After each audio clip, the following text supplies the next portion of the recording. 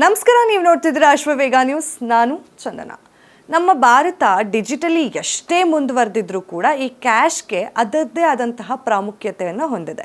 ನಾವೆಲ್ಲಾದರೂ ಒಂದು ಚಿಕ್ಕ ಶಾಪಿಗೆ ಹೋದ್ರೂ, ದೊಡ್ಡ ಶಾಪಿಂಗ್ ಸೆಂಟ್ರಿಗೆ ಹೋದ್ರೂ, ಅಥವಾ ದೊಡ್ಡ ರೆಸ್ಟೋರೆಂಟಿಗೆ ಹೋದ್ರೂ, ಅಥವಾ ಚಿಕ್ಕದಾಗಿ ಎಲ್ಲಾದರೂ ಪುಟ್ಟದಾಗಿ ಇಟ್ಕೊಂಡಿರೋಂತಹ ಹೋಟೆಲಿಗೆ ಹೋದ್ರೂ ನಾವು ಮಾಡೋದೇ UPI ಪೇಮೆಂಟ್. ಎಲ್ಲರೂ ಎಷ್ಟು ಡಿಪೆಂಡ್ ಆಗಿಬಿಟ್ಟಿದ್ದಾರಪ್ಪ UPI ಮೇಲೆ ಅಂತ ಹೇಳಿದ್ರೆ, ₹1 ನಾವು ಟ್ರಾನ್ಸ್ಫರ್ ಮಾಡಬೇಕು ಬೇರೆಯವರಿಗೆ ಅಂತ ಹೇಳಿದ್ರು ಕೂಡ ನಾವು ಅದನ್ನು ಡಿಜಿಟಲಿನೇ ಟ್ರಾನ್ಸ್ಫರ್ ಮಾಡ್ತೀವಿ. ಯಾರು ಕೂಡ ಈಗ ₹1 ಕಾಯಿನ್ನ ಎತ್ತಿ ಬೇರೆಯವ್ರಿಗೆ ಕೊಡಲ್ಲ. ಎಲ್ಲನೂ ಈಗ ಆನ್ಲೈನಲ್ಲೇ ಟ್ರಾನ್ಸಾಕ್ಷನ್ಸ್ ಆಗ್ತಿರುವಂತಹ ಸಂದರ್ಭದಲ್ಲಿ RBI ಒಂದು ಹೊಸ ನಿರ್ಧಾರವನ್ನು ತಗೊಳ್ಳೋದಕ್ಕೆ ಮುಂದಾಗಿದೆ. ಏನಪ್ಪ ಅದು ಹೊಸ ನಿರ್ಧಾರ RBI ತಗೊಳ್ತಾ ಇರೋದು ಅಂತ ಹೇಳಿದ್ರೆ, ಪಾಲಿಮರ್ ಬ್ಯಾಂಕ್ ನೋಟ್ಸನ್ನು ಪ್ರಿಂಟ್ ಮಾಡಬೇಕಂತ ಹೇಳಿ ಮುಂದಾಗ್ತಿದೆಯಂತೆ RBI. ಏನಿದು ಪಾಲಿಮರ್ ಬ್ಯಾಂಕ್ ನೋಟ್ಸ್ ಅಂತ ಹೇಳಿದ್ರೆ ಪ್ಲಾಸ್ಟಿಕ್ ನೋಟ್ಸ್. ಈ ಹಿಂದೆ ನಾವು ನಮ್ಮ ಕರೆನ್ಸಿನ ನಾವು ಈಗಲೂ ಕೂಡ ಓಪನ್ ಮಾಡಿ ನೋಡಿದ್ರೆ ಪೇಪರ್ ನೋಟ್ಸಲ್ಲಿದೆ. ಆದರೆ ಈ ಪಾಲಿಮರ್ ನೋಟ್ಸ್ ಅನ್ನೋದನ್ನು 2009ರಲ್ಲೇ ತಗೋಬರ್ಬೇಕು ಅಂತ ಹೇಳಿ RBI ಒಂದು ಚರ್ಚೆಯನ್ನು ಕೂಡ ಮಾಡಿತ್ತು.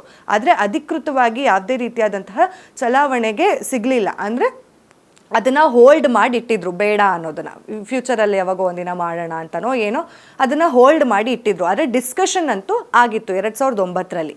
ಆ್ಯಂಡ್ ಈ ಒಂದು ಪಾಲಿಮರ್ ನೋಟ್ಸ್ನ ಏನಿಲ್ಲ ಅಂತ ಹೇಳಿದ್ರು 30 ದೇಶಗಳಿಗೂ ಹೆಚ್ಚಾಗಿ ಪಾಲಿಮರ್ ನೋಟ್ಸನ್ನು ಯೂಸ್ ಮಾಡ್ತಿದ್ದಾರೆ. ನಾವು ಬೇರೆ ಬೇರೆ ದೇಶಗಳ ಕರೆನ್ಸಿಯನ್ನು ನೋಡ್ಬೋದು, ಅದೆಲ್ಲ ಕೂಡ ಒಂಥರ ಪ್ಲಾಸ್ಟಿಕ್ ಥರ ಇರುತ್ತೆ, ಹಿಂಗೆ ಹರಿದ್ರೂ ಕೂಡ ಹರಿಯೋದಕ್ಕಾಗಲ್ಲ. ಆ ರೀತಿಯಾದಂತಹ ಒಂದು ನೋಟ್ಸ್ಗಳನ್ನು ಬೇರೆ ಬೇರೆ ದೇಶಗಳು ಯೂಸ್ ಮಾಡ್ತಿದೆ. ಆದರೆ ನಮ್ಮ ಪೇಪರ್ ನೋಟ್ ಇದೆಯಲ್ಲ, ನಮ್ಮ ಕರೆನ್ಸಿ, ಅದನ್ನು ಹಿಂಗೆ ಹರಿದ್ರೆ ಸಾಕು ಹರಿದೋಗ್ಬಿಡುತ್ತೆ. ಆ್ಯಂಡ್ ಅದು ತುಂಬ ಹ್ಯಾಂಡ್ ಟು ಹ್ಯಾಂಡ್ ಟ್ರಾನ್ಸಾಕ್ಷನ್ ಆಗೋ ಟೈಮಲ್ಲಂತೂ, ಅಂದರೆ ಡಿಜಿಟಲ್ಗೂ ಮುಂಚೆ ಈ ಕರೆನ್ಸಿಗಳನ್ನು ನಾವು ಒಬ್ರಿಗೆ ಪಾಸ್ ಮಾಡ್ತಾ ಎಷ್ಟೊಂದು ನೋಟ್ಗಳು ಹರಿದೋಗ್ಬಿಟ್ಟಿರ್ತಿತ್ತು. ಇದು ಒಂದು ಕಡೆ ಸಮಸ್ಯೆ. ಆದರೆ ಇನ್ನೊಂದು ಏನಪ್ಪ ಅಂತ ಹೇಳಿದ್ರೆ, ಯಾಕೆ ಈ ದಿಢೀರಂತ ಈಗ RBI ಪಾಲಿಮರ್ ನೋಟ್ಸ್ನ ತರಬೇಕಂತ ಯೋಚನೆ ಮಾಡ್ತಿದ್ದಾರೆ ಅಂತ ಹೇಳಿದ್ರೆ, ಒಂದು ವರ್ಷ ಅಂದರೆ ಕಳೆದ ವರ್ಷದ ಅವಧಿಯಲ್ಲಿ ಏನಿಲ್ಲ ಅಂತ ಹೇಳಿದ್ರು ₹500 ಕಳ್ಳ ನೋಟ್ಗಳ ಎಷ್ಟು ಹೆಚ್ಚಾಗಿತ್ತು ಹಾವಳಿ ಅಂದರೆ 1,17,772 ಇದ್ದಂತಹ ಕಳ್ಳ ನೋಟ ಸಾಗಣೆ 1,41,904ಕ್ಕೆ ಹೆಚ್ಚಾಗಿತ್ತು. ಅಂದರೆ 2016ರಲ್ಲೂ ಕೂಡ ಯಾಕೆ ಮೋದಿ ಅವರು ನೋಟ್ ಬ್ಯಾನನ್ನು ಮಾಡಿದ್ರು ಅಂತ ಹೇಳಿದ್ರೆ, ಆಗ ಕೂಡ ಈ ಕೋಟಾ ನೋಟ್ಗಳ ಹಾವಳಿ ಜಾಸ್ತಿ ಆಗಿತ್ತು. ಅದನ್ನು ತಡಿಬೇಕು ಅಂತ ಹೇಳಿನೇ ನೋಟ್ ಬ್ಯಾನನ್ನು ಮಾಡಿದ್ದು.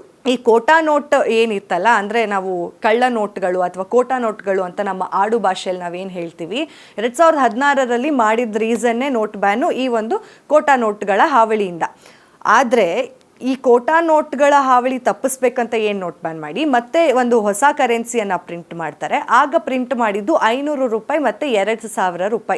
ಈ ₹2,000ಗಳನ್ನು ಈಗ ನಾವು ನೋಡೋದೇ ಕಡಿಮೆ ಬಿಡಿ, ಯಾಕಂದರೆ ಅದು ಚಲಾವಣೆಯಲ್ಲಿ ಇಲ್ಲ ಈಗ.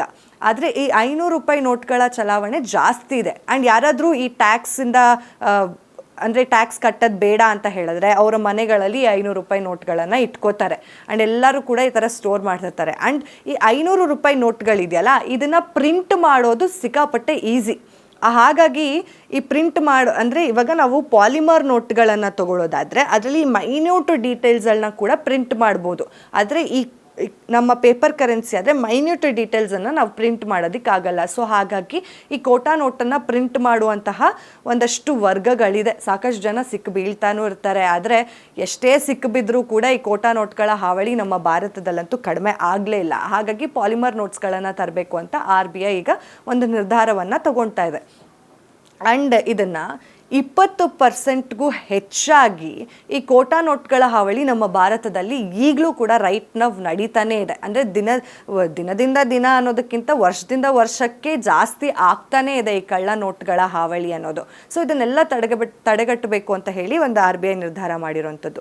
ನಿಮ್ಗೇನು ಅನಿಸುತ್ತೆ? ಪಾಲಿಮರ್ ನೋಟ್ಗಳು ನಮ್ಮ ಭಾರತ ದೇಶದಲ್ಲಿ ಬರಬೇಕಾ ಅಥವಾ ಬೇಡವಾ ಅನ್ನೋದನ್ನು ಕಮೆಂಟ್ ಮಾಡಿ ತಿಳಿಸಿ. ಮತ್ತು ನಿಮಗೆ ಒಂದು ಡೌಟ್ ಸಾಮಾನ್ಯವಾಗಿರ್ಬೋದು, ಇವಾಗ ಆಯಿತು ನಮ್ಮ ಹತ್ರ ಇರುವಂತಹ ಕರೆನ್ಸಿ ಏನಿದೆಯಲ್ಲ, ಇದನ್ನು ನಾವು ಏನು ಮಾಡಬೇಕು? ಇವಾಗ ಹೊಸ ಪಾಲಿಮರ್ ನೋಟ್ಗಳನ್ನು ತೊಗೊಬಂದ್ಬಿಟ್ರೆ ನಮ್ಮ ಹತ್ರ ಇರುವಂತಹ ದುಡ್ಡು ಹಾಗಾದರೆ ವೇಸ್ಟಾ ಅನ್ನೋ ಡೌಟ್ ಸಾಮಾನ್ಯವಾಗಿ ಜನಸಾಮಾನ್ಯರಿಗೆ ಬಂದ್ಬಿಡುತ್ತೆ. ಖಂಡಿತವಾಗ್ಲೂ ಭಯ ಪಡುವಂತಹ ಅವಶ್ಯಕತೆನೇ ಇಲ್ಲ. ಯಾಕೆ ಅಂತ ಹೇಳಿದ್ರೆ, ಈಗ ನಿಮ್ಮ ಹತ್ರ ಇರುವಂತಹ ಒಂದು 500 ಒಂದು 10 ನೋಟ್ ಇದೆ ಅಂತ ಇಟ್ಕೊಳ್ಳಿ, ಅದನ್ನು ನೀವು ವಾಪಸ್ ಬ್ಯಾಂಕ್ಗೋ ಅಥವಾ ಎಲ್ಲಾದರೂ ಒಂದು ಕಡೆ ಕೊಟ್ಟಾಗ ಅದು ಬ್ಯಾಂಕಿಗೆ ಹೋಗಿ ಸೇರಿದಾಗ ಆ ಬ್ಯಾಂಕ್ ಮತ್ತೆ ಆ ನೋಟ್ಗಳನ್ನು ರಿಲೀಸ್ ಮಾಡಲ್ಲ. ಫಸ್ಟಾಗಿ 500 ರೂಪಾಯಿ ನೋಟ್ಗಳನ್ನು ಏನು ಪಾಲಿಮರ್ ನೋಟ್ಗಳಾಗಿ ಬಿಡುಗಡೆ ಮಾಡಲ್ಲ, ಬದಲಿಗೆ ಎಕ್ಸ್ಪೆರಿಮೆಂಟ್ ಮಾಡೋದಕ್ಕೋಸ್ಕರ 10 ರೂಪಾಯಿ ಹಾಗೆ 20 ರೂಪಾಯಿ ನೋಟ್ಗಳನ್ನು RBI ಪ್ರಿಂಟ್ ಮಾಡೋದಕ್ಕೆ ಮುಂದಾಗಿದೆ. ಐ ಥಿಂಕ್ ನನಗೆ ಈ ಇನ್ಫಾರ್ಮೇಷನ್ ನಿಮ್ಗೆ ಇಷ್ಟ ಆಯಿತು ಅಂತ ಅಂದ್ಕೊಳ್ತೀನಿ. ಹಾಗೆ ನಿಮ್ಗೆ ಏನು ಅನಿಸುತ್ತೆ ಅನ್ನೋದನ್ನು ಕೂಡ ಕಮೆಂಟ್ ಮಾಡಿ ತಿಳಿಸಿ. ಪಾಲಿಮರ್ ನೋಟ್ಸ್ ಬೇಕಾ ಅಥವಾ ಇಂಡಿಯನ್ ಕರೆನ್ಸಿನ ಲೆಗಸಿನ ಉಳಿಸ್ಕೊಳ್ಳೋದಕ್ಕೆ ಪೇಪರ್ ನೋಟ್ಸ್ಗಳನ್ನೇ ಬಳಸೋದಾ ಹೇಗೆ ಅನ್ನೋದನ್ನು ಕಮೆಂಟ್ ಮಾಡಿ ತಿಳಿಸಿ. ಮತ್ತೆ ಸಿಗೋಣ, ಅಲ್ಲಿವರೆಗೂ ನೋಡ್ತೀರಿ ಅಶ್ವವೇಗ ನ್ಯೂಸ್. ಇದು ಸತ್ಯಾನ್ವೇಷಣೆಯ ಓಟದಲ್ಲಿ.